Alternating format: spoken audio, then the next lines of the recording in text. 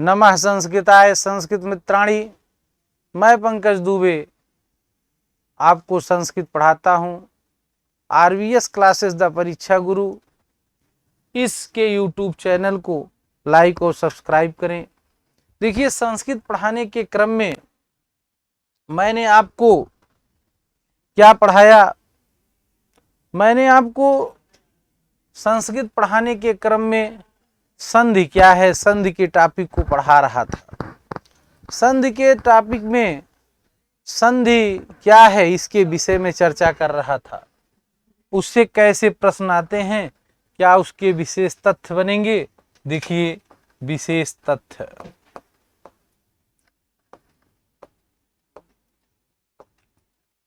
कैसे प्रश्न बनते हैं, उनके क्या कुछ महत्वपूर्ण बिंदु हैं, इनको याद करिएगा आप। अगर आपसे पूछा जाए कि संधि विधायक सूत्र है, तो संधि विधायक सूत्र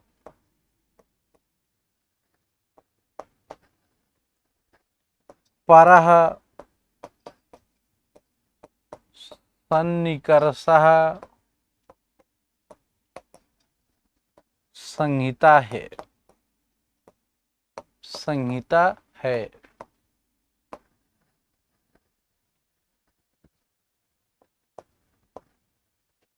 संधि शब्द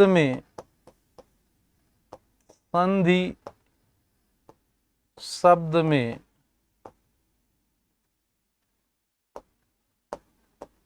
अनुस्वार संधि है। अनुस्वार संधि है।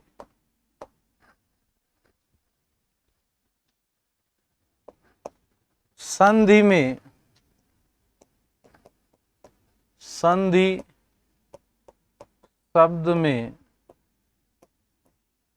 मो अनुस्वारः सूत्र से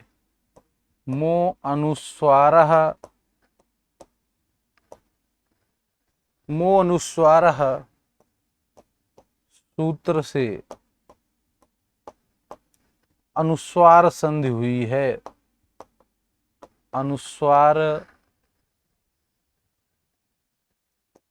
संधि हुई है।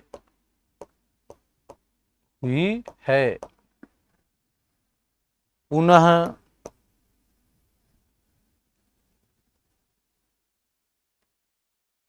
समीपता का अर्थ, संहिता का अर्थ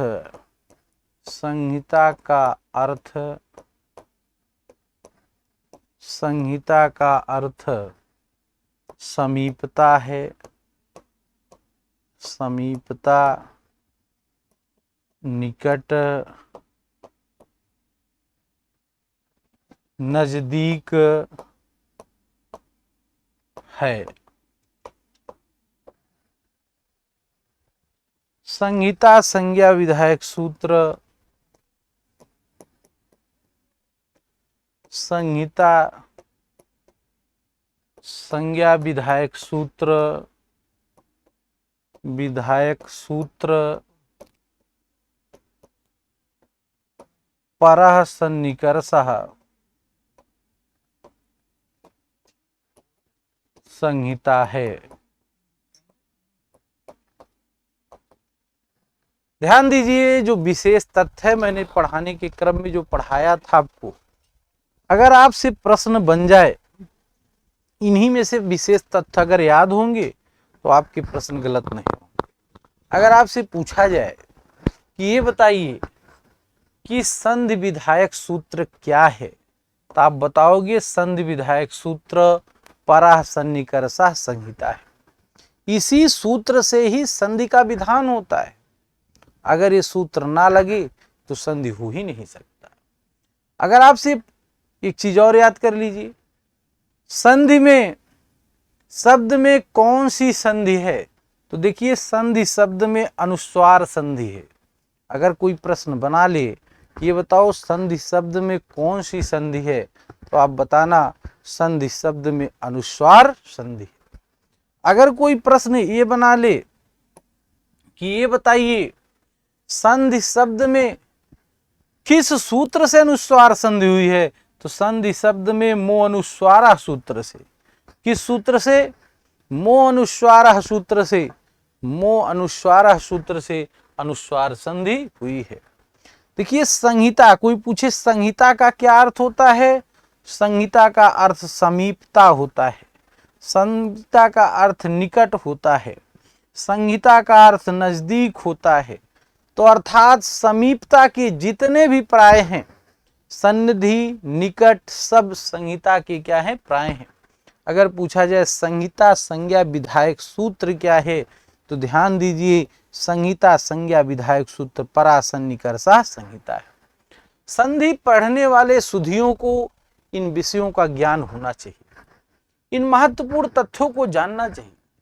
अगर आप इन तथ्यों को नहीं जानते हैं तो आप संधि का समुचित ज्ञान नहीं किए। इनके साथ ही साथ इसी विशेष तथ्य के क्रम में आपको ये भी जानना है, संधि शब्द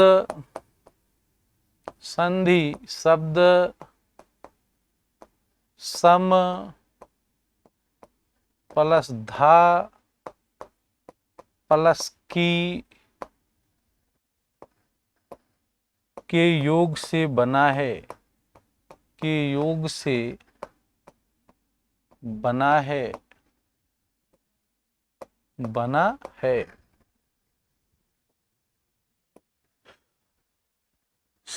संधि के लघु सिद्धांत कौमुदी के अनुसार, लघु सिद्धांत कौमुदी के अनुसार, कौमुदी के अनुसार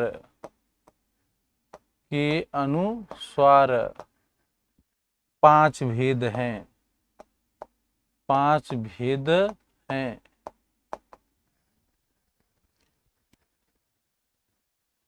बाबूराम सक्सेना के अनुसार, बाबूराम सक्सेना के अनुसार, सक्सेना के अनुसार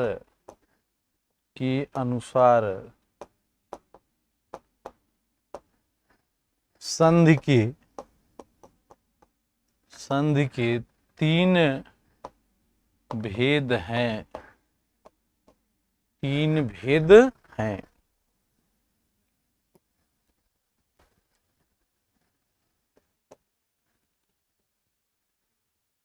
प्रकृत भाव संधि को, प्रकृत भाव संधि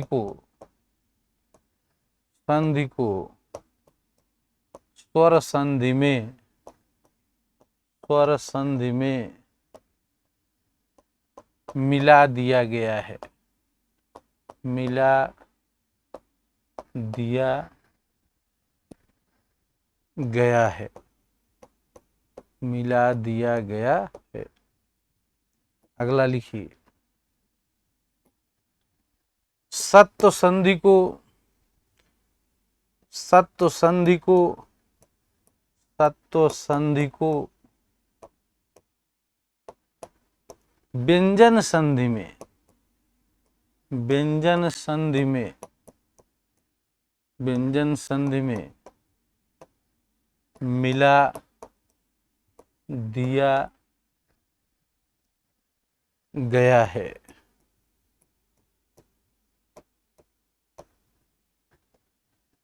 देखिए ये विशेष तथ्य थे, इनको कैसे याद करना है। कभी कभी इन विशेष तथ्यों से भी प्रश्न पूछे जाते, कभी कभी इन विशेष तथ्यों से क्या पूछे जाते हैं? प्रश्न पूछे जाते हैं। तो अगर आपसे प्रश्न ये पूछ ले कि संधि शब्द सम, धा और की के योग से बना है, संधि शब्द कैसे बना है? संधि शब्द सम उपसर्ग, धा धातु और की प्रत्यय के योग से बना है। लघु सिद्धांत कौमुदी के अनुसार संधि के 5 भेद होते हैं। बाबूराम सक्सेना के अनुसार संधि के 3 भेद होते हैं। पूछ लेगा बाबूराम सक्सेना के अनुसार संधि के कितने भेद होते हैं, तो बताना 3 भेद होते हैं। पूछ लिया प्रकृत भाव संधि को किस संधि में मिलाया गया, स्वर संधि में मिलाया गया। किसको मिलाया गया, प्रकृत भाव को। देखिए जो प्रकृत भाव संधि थी उस संधि को किस में मिला दिया गया, स्वर संधि में। सत्व संधि को किस में मिला दिया गया, व्यंजन संधि में। ये जो सत्व संधि है इस संधि को किस में मिला दिया गया है, व्यंजन संधि में। तो इस विशेष तथ्य को आपको याद करना है। अब आप आ जाइए पुनः नए टॉपिक पे। देखिए अब आप देखिए अभी और देखिए स्वर प्लस स्वर के योग को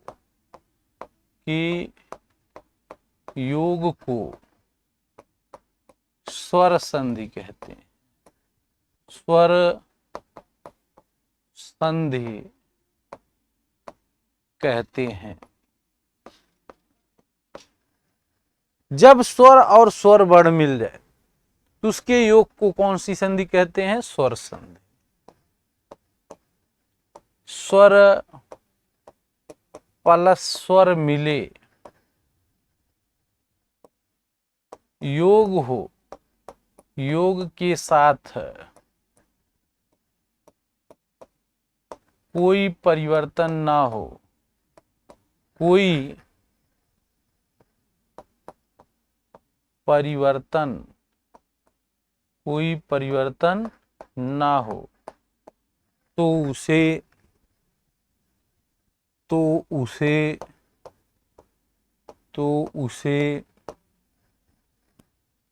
सत्व संधि कहते हैं। सत्व संधि कहते हैं।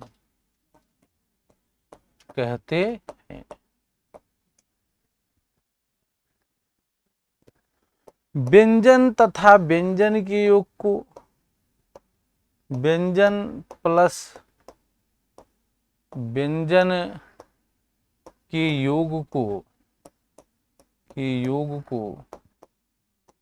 व्यंजन संधि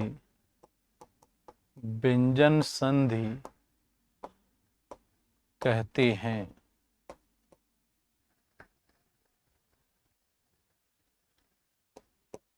व्यंजन तथा व्यंजन प्लस स्वर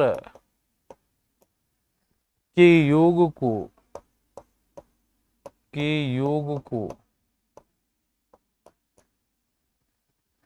सत्व संधि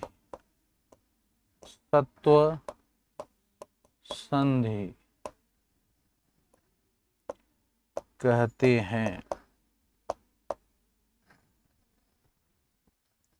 पुनः विसर्ग प्लस स्वर आबलिक व्यंजन के योग को विसर्ग संधि कहते हैं। विसर्ग संधि कहते हैं।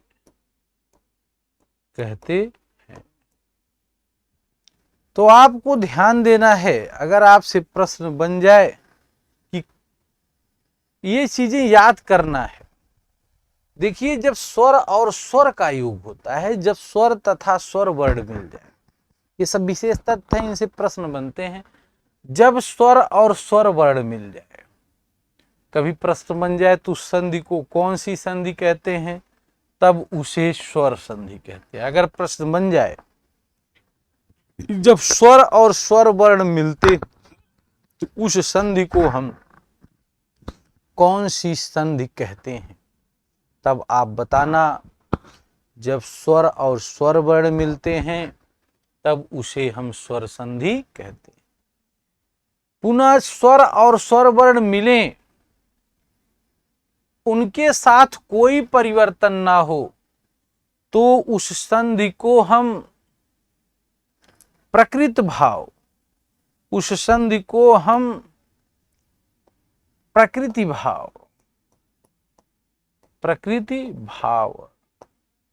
उस संधि को हम क्या कहते हैं? उस संधि को हम प्रकृत भाव संधि कहते हैं। जब स्वर और स्वर वर्ण मिलता है लेकिन कोई परिवर्तन नहीं होता है, तब उस संधि को हम क्या कहते हैं? प्रकृत भाव संधि कहते हैं। ये भी प्रश्न पूछा जाता था।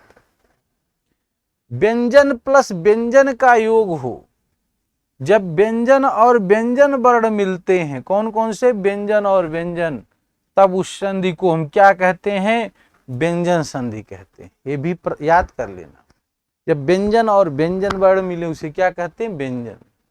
जब व्यंजन और स्वर वर्ण मिलता है तब उसे हम क्या कहते हैं? तब उसे हम सत्व संधि कहते हैं। जब विसर्ग के बाद स्वर या व्यंजन आ जाए लेकिन कोई परिवर्तन ना हो, तब उसे हम क्या कहते हैं? परिवर्तन हो उसे हम विसर्ग संधि कहते हैं। ये विशेष तथ्य, इनको पढ़ना है, याद करना है, इससे भी प्रश्न बनते हैं। इसी प्रकार आप अपने नोट्स को बनाएंगे इसी सीक्वेंस में। अब पुनः और चीजें याद कर लीजिए, पढ़ लीजिएगा। स्वर संधि में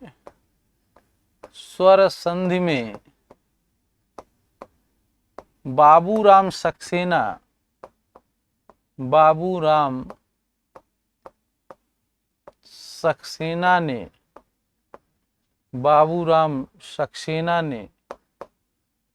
सत्व को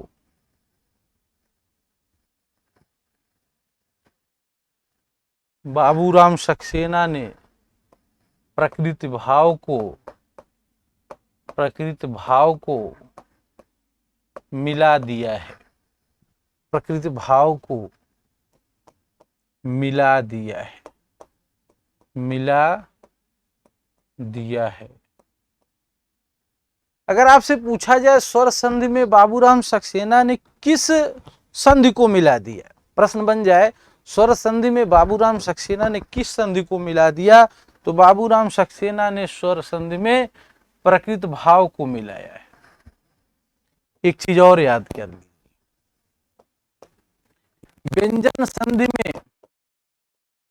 व्यंजन संधि में बाबूराम सक्सेना ने बाबूराम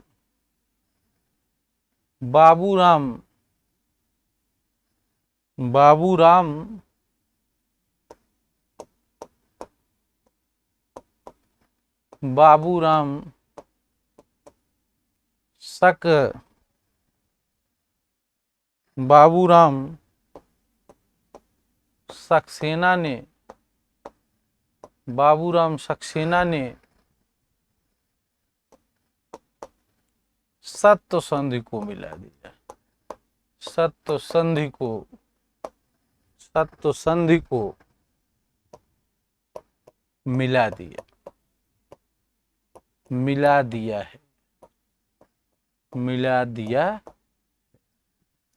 देखिए इससे भी प्रश्न बन जाएगा कि व्यंजन संधि में बाबूराम सक्सेना ने किस संधि को मिला दिया, तो देखो सत्व संधि को। ये जो शिवस अर्चा बनता है ये सत्व संधि का हुआ, शिवस प्लस अर्चा, शिव प्लस अर्चा। पुनः प्रकृत भाव को किस संधि में मिला दिया?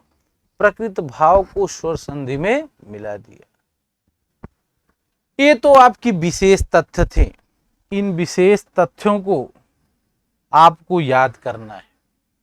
इन विशेष तथ्यों को याद करना। पहला विशेष तथ्य था संधि विधायक सूत्र है, तो संधि विधायक सूत्र परः सन्निकर्षः संहिता है। अगर पूछा जाए संधि विधायक सूत्र क्या है, तो आप क्या बताओगे? परः सन्निकर्षः संहिता है।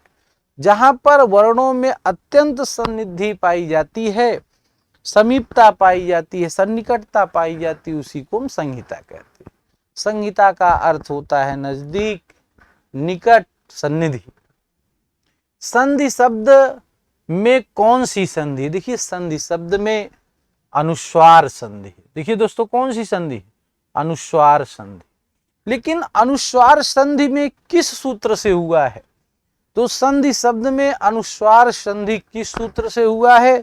संधि शब्द में अनुस्वार संधि मो अनुस्वारा सूत्र से हुआ है। मो अनुस्वारा कहता है मांतस पदस्थ अनुस्वारा स्याद हलि, माद पद को अनुस्वार होता है यदि व्यंजन वर्ण परे हो। तो मां के बाद धा व्यंजन वर्ण है, इसलिए अनुस्वार संधि हुई। संधि संहिता का अर्थ क्या होता है? देखिए, संहिता का अर्थ समीपता भी होता है, निकट भी होता है और नजदीक भी होता है। आपसे पूछा जाए संहिता संज्ञा विधायक सूत्र क्या है? संहिता संज्ञा विधायक सूत्र, देखिए, परः सन्निकर्षः संहिता है। क्या है? परः सन्निकर्षः संहिता है। तो ये चीजें विशेष तथ्य की अगर आपको याद होंगे तो इन्हीं से प्रश्न भी बन जाते हैं। तो अगली चीज देखिए क्या याद करना है, संधि शब्द कैसे बना है? देखिए, संधि शब्द ये सम उपसर्ग धा धातु में की प्रत्यय लग करके संधि शब्द बना है। संधि के, देखिए, संधि के लघु सिद्धांत कौमुदी के अनुसार संधि के लघु सिद्धांत कौमुदी के अनुसार 5 भेद होते हैं। कितने भेद होते हैं? संधि के 5 भेद होते हैं। किसके अनुसार? लघु सिद्धांत कौमुदी के अनुसार। लघु सिद्धांत कौमुदी के अनुसार, कौमुदी के अनुसार, लघु सिद्धांत कौमुदी के अनुसार संधि के कितने भेद होते हैं? यही 5 भेद होते हैं। आपको मैंने बताया था कौन कौन से भेद होते हैं। जब स्वर और स्वर वर्ण मिले स्वर संधि, स्वर और स्वर वर्ण मिले कोई परिवर्तन ना हो तो उसे क्या कहते हैं? व्यंजन संधि। व्यंजन प्लस व्यंजन वर्ण मिले तो उसे व्यंजन संधि। व्यंजन प्लस स्वर वर्ण मिले तो उसे सत्व संधि। विसर्ग के बाद स्वर या व्यंजन मिले तो उसे विसर्ग संधि कहते हैं। ये लघु सिद्धांत कौमुदी के अनुसार कितने भेद हैं? 5 भेद हैं। पुनः आप लोग देखिए, प्रकृत भाव संधि को किस संधि में मिला दिया गया? प्रकृत भाव संधि को स्वर संधि में मिला दिया गया। वो जो स्वर संधि के 7 भेद थे उनमें एक और मिला दिया गया प्रकृत भाव, तभी स्वर संधि के 8 भेद हो जाते हैं। सत्व संधि को किस संधि में मिला दिया गया? सत्व संधि को व्यंजन संधि में मिला दिया गया। इसे भी याद कर लेना, इससे भी प्रश्न पूछे जाते हैं। इसके बाद देखिए, ध्यान दीजिए, जब स्वर तथा स्वर वर्ण मिले, जब स्वर और स्वर वर्ण मिले तो संधि का नाम क्या होता है? स्वर संधि। अगर पूछा जाए जब स्वर और स्वर वर्ण मिले तो उस संधि को कौन सी संधि कहते हैं? तो आप क्या बताओगे? स्वर संधि। जब स्वर और स्वर के योग के साथ कोई परिवर्तन ना हो तब उसे कौन सी संधि कहते हैं? तब उसे प्रकृत भाव संधि कहते हैं। देखिए, स्वर और स्वर वर्ण मिल जाए लेकिन कोई परिवर्तन ना हो तब उस संधि का नाम क्या होता है? प्रकृत भाव। जैसे ई इंद्रः, उ उमेशः, ई इंद्रः, ई और ई है, यहाँ दीर्घ होना चाहिए लेकिन मिले हैं, कोई परिवर्तन नहीं हुआ, इसी कारण प्रकृत भाव संधि। जब व्यंजन तथा व्यंजन के योग का योग हो, जब व्यंजन और व्यंजन वर्ण आपस में मिल जाए तब उस संधि को हम कौन सी संधि कहते हैं? उस संधि को हम व्यंजन संधि कहते हैं। जब व्यंजन प्लस स्वर का योग हो जाए, जब व्यंजन और स्वर का योग हो जाए तब उस संधि का नाम सत्व संधि होता है। जैसे शिवस् अर्चः, क्या है? शिवस् अर्चः। जब विसर्ग के बाद स्वर और व्यंजन का योग हो जाए तो उस संधि को हम क्या कहते हैं? विसर्ग संधि कहते हैं। इस प्रकार से ये संधि के प्रारंभ बिंदु है, इनको आपको जानना जरूरी है। इनके साथ ही साथ बाबूराम सक्सेना ने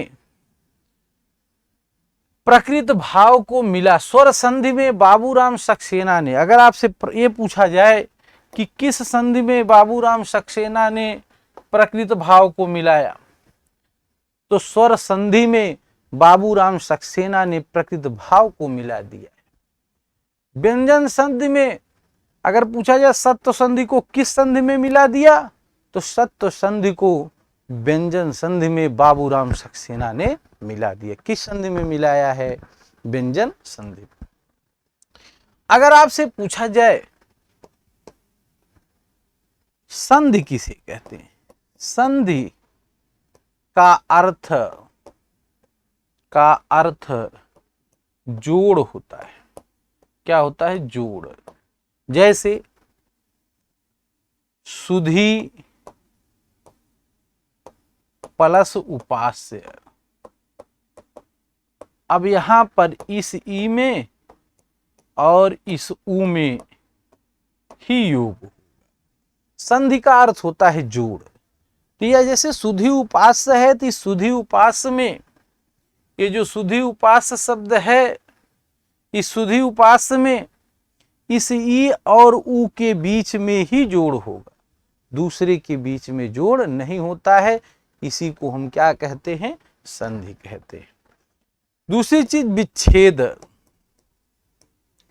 विच्छेद का अर्थ विच्छेद का अर्थ जैसे मध्वरी अलग करना है, अलग करना। जैसे देखिए मध्वरी है, मध्वरी। अब इसका हम जब विच्छेद करेंगे तो क्या बन जाएगा? मधु प्लस अरी।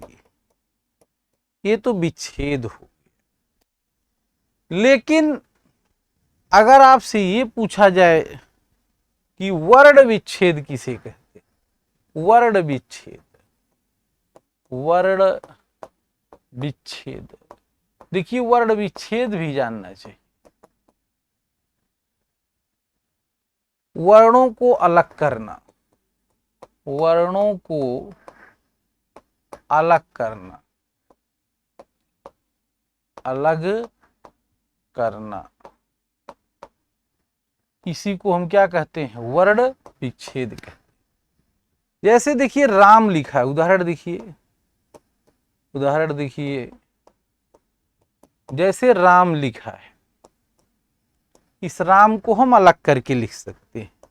रा है, आ है, माँ है, आ है और विसर्ग है। तो ये जो लिखा गया है इसी को हम क्या कहते हैं? वर्ण विच्छेद कहते हैं। वर्ण विच्छेद कहते हैं। इनका ज्ञान जरूरी है। कभी कभी संधियों में बहुत क्लिष्ट शब्द आ जाते हैं, अगर हम उनमें वर्ण विच्छेद नहीं करते हैं तो हमें संधि करने में कठिनता आ जाती है। हम उसमें संधि जान ही नहीं पाते कि इसमें कौन सी संधि। इसलिए वर्ण विच्छेद का भी ज्ञान होना जरूरी है। पुनः मैं आपको कल स्वर संधि के भेद और स्वर संधि में एक एक भेदों का अध्ययन कराऊंगा। इसी के साथ मैं इन विषयों को, इन्हीं विषय के साथ मैं अपने टॉपिक को यहीं समाप्त करता हूं। आप सभी लोग RBS क्लासेस द परीक्षा गुरु के YouTube चैनल को लाइक और सब्सक्राइब करें। धन्यवाद। नमः संस्कृताय।